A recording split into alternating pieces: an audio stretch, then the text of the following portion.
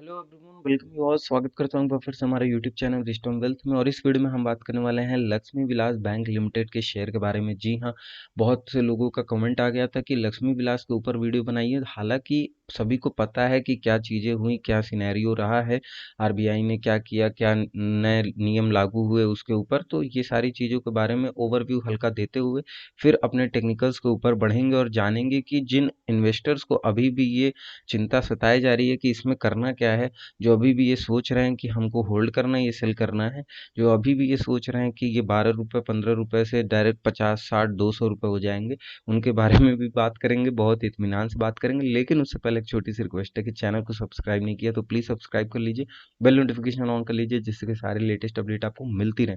तो यहाँ पर लक्ष्मी विलास बैंक लिमिटेड का जो शेयर रहा है, अभी ओवरव्यू दे देता हूँ। 12.45 का क्लोजिंग देखने को मिला है, प्रीवियस क्लोजिंग -3.10 की गिरावट के साथ।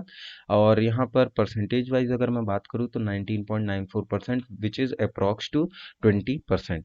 ठीक, तो ये पूरी तरीके से कंप्लीट इसमें लोअर सर्किट लग गया प्रीवियस ट्रेडिंग सेशन में। अब देखिए हुआ क्या, 17 नवंबर आरबीआई हैज सेड कि अब जो है इस पर 1 मंथ का मोराटोरियम इम्पोज किया जाए लक्ष्मी विलास बैंक लिमिटेड के ऊपर।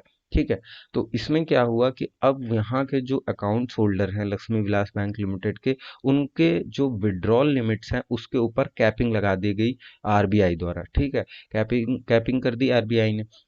अब रिजर्व बैंक ऑफ इंडिया ने क्या कहा कि अब आप only 25,000 can withdraw once in a month, यानी कि 30 दिन में केवल एक बार ही आप 25,000 रुपये जो है वो विड्रॉ कर सकते हैं, either whether it is current account, saving account और योर एफडी अकाउंट। ठीक है, यानी कि तीनों में अगर आपका करेंट है, आपका एफडी हुआ है, फिक्स डिपॉजिट है, या आपका सेविंग्स अकाउंट है, केवल आप महीने में 30 दिन में 25,000 ही निकाल सकते हैं। हालांकि इस पर जल्दी वापस से कुछ ना कुछ नए आने वाले हैं यहाँ पे गाइडलाइन आरबीआई द्वारा। अब और कुछ चेंजेस देखने को मिल सकते हैं, लेकिन फिलहाल के लिए up to 16 December RBI said कि ये जो रूल है वो आपको इम्प्लीमेंट करना होगा। तो अब लक्ष्मी विलास बैंक के जो जितने भी अकाउंट होल्डर हैं वो पैनिक कर गए कि अगर ऐसा ऐसा हुआ तो हम तो लूट जाएंगे, लेकिन ऐसा नहीं है, टेंशन लेने वाली बात नहीं है। अभी आपको पता होगा पंजाब कॉरपोरेट महाराष्ट्र समथिंग करके ऐसा ही सेम सिनेरियो हुआ था पिछले ईयर एक महाराष्ट्र के बैंक में। तो वहाँ भी आरबीआई ने ये नियम लागू किया था। हालांकि वहाँ पे जो था वो विड्रॉल लिमिट 30,000 थी, लेकिन later they change their rules and all, तो जिससे कि यहाँ पर भी पैसे नहीं फंसेंगे, पैसे फंसने वाली दिक्कत नहीं है। अब बात कर लेते हैं यहाँ पर कब से ऑपरेट कर रही है लक्ष्मी विलास बैंक। तो आपको बता देना चाहता हूँ कि ये 92 ईयर्स, जी हाँ 92 ईयर्स पुरानी है, और 92 ईयर्स के आसपास यहाँ ऑपरेशन इसका चल रहा है। और अब यहाँ पे मेन जो मुद्दा है वो ये है कि क्या इन्वेस्टर्स को इसमें इन्वेस्टेड रहना चाहिए या न्यू इन्वेस्टर्स को इसमें एंट्री लेनी चाहिए, ये सोचकर कि 10 रुपए या 12 रुपए पे हम खरीद के 50 रुपए या 60 रुपए पे बेच देंगे इस स्टॉक को। तो इस उनके लिए मैं बात करूंगा स्पेशली, और जो जो ऑलरेडी इन्वेस्टेड है, जो पैनिक कर रहे हैं, उनके लिए भी मैं बताऊंगा कुछ चीज़ें। हालांकि हो सकता है थोड़ी सी इसमें कड़वाहट हो वो बात में जो इन्वेस्टेड हैं पहले से, लेकिन फिर भी आई टेल यू। तो यहाँ पर ओवरव्यू जैसा कि आपने देखा कि 20% का अप्रॉक्स लोअर सर्किट लग चुका है, और आज का दिन है 19 नवंबर 2020, और जो आज की ओपनिंग होगी अप्रॉक्स वहां पर भी आपको लोअर सर्किट ही देखने को मिलने वाला है लक्ष्मी विलास बैंक में। ठीक है, अब आ जाते हैं अपने टेक्निकल्स पर और देख लेते हैं थोड़ी कहानी यहाँ पर क्या है। तो देखिए, होता क्या है कि जैसा कि मैंने पैरामीटर में बताया है कि कोई भी स्टॉक हो, कोई भी बैंक हो, बड़ा से बड़ा रिलायंस है, कोटक है, एचडीएफसी है, या छोटा से छोटा, आप सबसे पहले उसके मंथली चार्ट पर जाओ। I am telling you as a investor. ठीक है, तो आप अगर इन्वेस्टर हो तो भी मैं बता रहा हूँ आपको। ठीक है, तो यहाँ पर मंथली पे हम आ गए। अब मंथली चार्ट पर आने के बाद हमने क्या किया कि थोड़ा सा इसको मिनिमाइज किया। तो हमको क्या देखने को मिला, 2003 से लिस्टिंग है, और कहीं ना कहीं यहाँ 2021 के आसपास की ये पूरा ग्राफ आपको देखने को मिल गया। तो हमने देखा कि ऑपरेट ऑपरेट तो बहुत पहले से कर रहा है लक्ष्मी विलास बैंक, और 2003 से अप टू 2017 तक, और 2017 टू 18 मिड के आसपास तक इस स्टॉक का प्राइस अप्रॉक्स अगर हम बोले तो 206-7 के आसपास था, विच वॉज वेरी गुड। ठीक।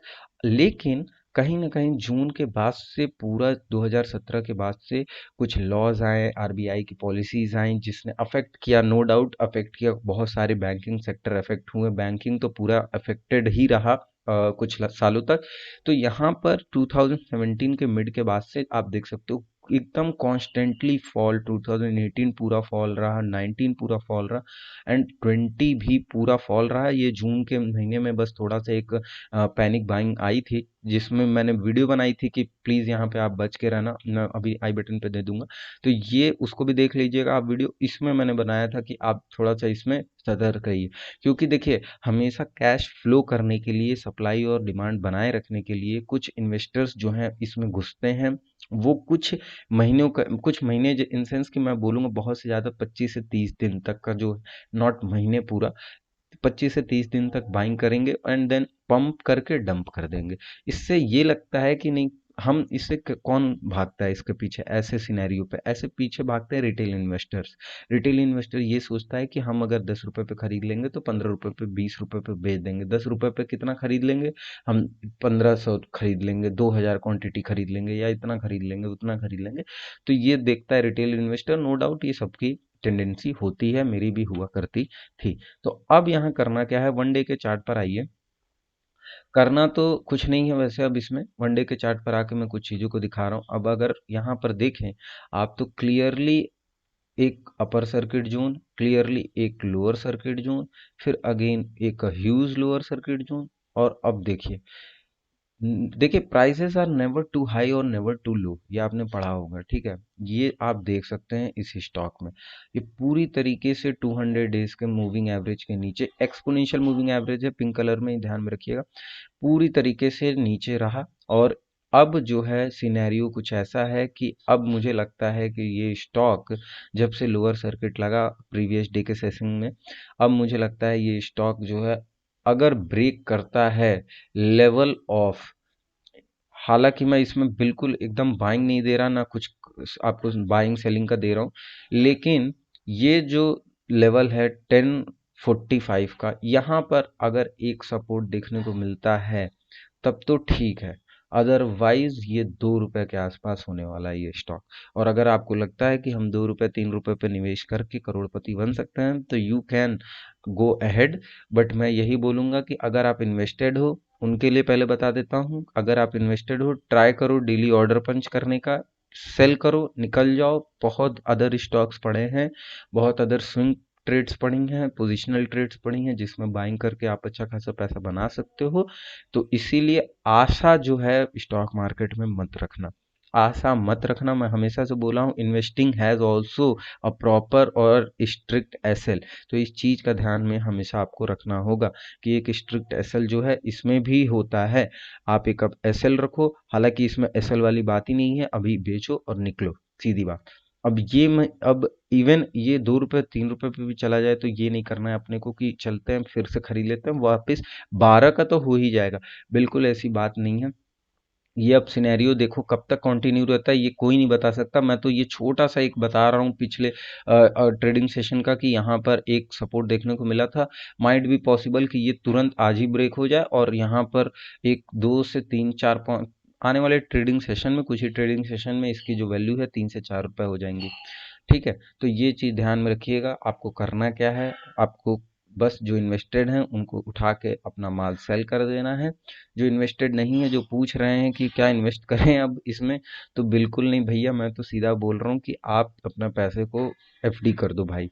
जब ऐसे ही स्टॉक में लगाना है, इससे बढ़िया आप एफडी कर दो, ज़्यादा बेटर रहेगा। एटलीस्ट उसमें आपका कैपिटल भी निकलेगा, और जो 500-700 रुपये हैं वो भी नहीं मिल जाएंगे एक्स्ट्रा। तो इसीलिए विद विद मैं कहूँगा तो थोड़ा सा आप रुक के, सोच के, समझ के, होमवर्क करके उसके बाद इन्वेस्टिंग करो।